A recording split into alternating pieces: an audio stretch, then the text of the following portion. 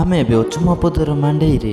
ଆଉ ଆଜି ହେଉଛି ମୋ ପଦରେ ମାଣ୍ଡେଇ। ସେଟା ବି 2 ଦିନ ହବ। ଆଉ ଆମେ ଆସିଲୁ ମାଣ୍ଡେଇ ଦେଖିବା ପାଇଁ। ଚାଲ ମୁଁ ବି ତୁମମାନଙ୍କୁ ଦେଖେଇବି ମାଣ୍ଡେଇ ଏଠି କି ପ୍ରକାର ହେଉଛି।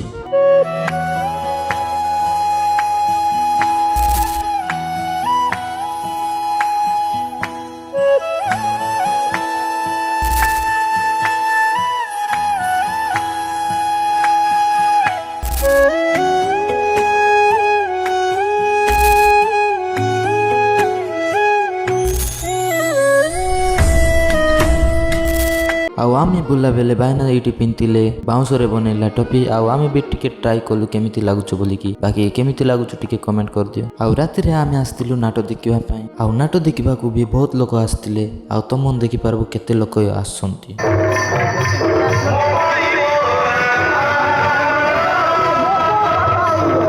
ଆଉ ଆମେ ନାଟ ଦେଖିକି ଆସିଲୁ ଶୋଇବା ପାଇଁ।